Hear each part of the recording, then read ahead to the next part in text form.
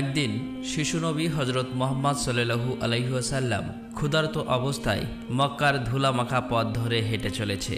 কিছুটা দূরে ছিল আবু জাহেলের খেজুর বাগান।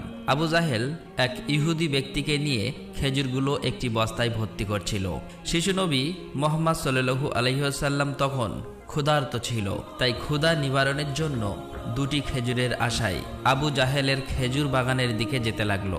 শিশু নবী মুহাম্মদ সাল্লাল্লাহু আলাইহি ওয়াসাল্লাম ধীরে ধীরে সেই খেজুর বাগানে হাজির হলেন এবং আবু জাহেলকে সালাম দিয়ে বিনয়ের সঙ্গে বললেন, চাচা যান, আমার খুব ক্ষুধা পেয়েছে, আমাকে দুটি খেজুর দিতে পারবেন?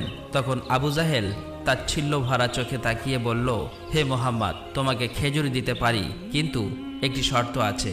ওই যে ব্যক্তিটি দাঁড়িয়ে আছে তার কাছে বস্তা আছে, ওইগুলো তুমি মাথায় করে নিয়ে আমার বাড়িতে দিয়ে আসো, তাহলে তুমি খেজুর পাবে। তখন শিশু নবী সাথে সাথে ওই ইহুদি ব্যক্তির কাছে চলে গেলেন।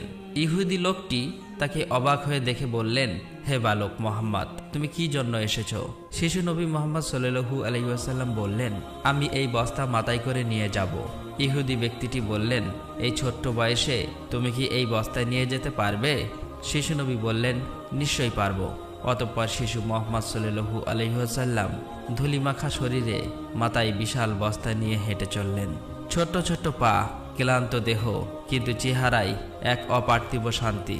এবং তার পিছু চলেছে আবু জাহেল এবং সেই ইহুদি ব্যক্তি। কিছুক্ষণ পর সেই বস্তা আবু জাহেলের বাড়ির সামনে এসে রাখলেন। তখন ইহুদি ব্যক্তি এই বস্তা নিয়ে বাড়ির ভিতরের কোণে রেখে দিলেন। তারপর শিশু নবী হজরত মুহাম্মদ সাল্লাল্লাহু আলাইহি ওয়াসাল্লাম বললেন, চাচা যান, আমাকে খেজুর দেবেন না? তখন আবু জাহেল মাত্র একটি খেজুর দিলেন। তখন শিশু নবী হজরত মুহাম্মদ সাল্লাল্লাহু আলাইহি ওয়াসাল্লাম বললেন, চাচা যান, আর একটি খেজুর দেবেন না? এই নির্দোষ চাওয়াই যেন আবু জাহেলের আগুনে ঘি ঢেলে দিল। সে রেগে গিয়ে হঠাৎ করে একটি প্রচণ্ড থাপ্পড় মারল শিশু মুহাম্মদ সাল্লাল্লাহু আলাইহি ওয়াসাল্লামের গালে।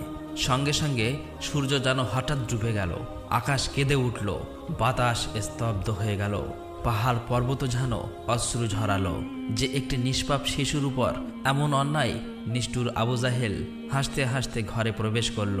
ঠিক তখনই ঘটল এক অলৌকিক ঘটনা। খেজুর ভর্তি বস্তার মুখ খুলতেই আবু জাহেল হতবাক হয়ে গেলেন। আবু জাহেল দেখল বস্তার সমস্ত খেজুরগুলো ছোট ছোট পাথর হয়ে গেছে। চোখের সামনে এমন অলৌকিক ঘটনা দেখার পর সেই ইহুদি বিস্ময়ে হতবাক হয়ে গেল। এই দৃশ্য দেখে সেই ইহুদি ব্যক্তি থমকে দাঁড়ালেন। এমন অলৌকিক ঘটনার কথা জানানোর জন্য ইহুদি ব্যক্তিটি দ্রুত তাদের নেতার কাছে ছুটে গেল, কিন্তু নিষ্ঠুর অত্যাচারী আবু জাহেল তখন ঘর থেকে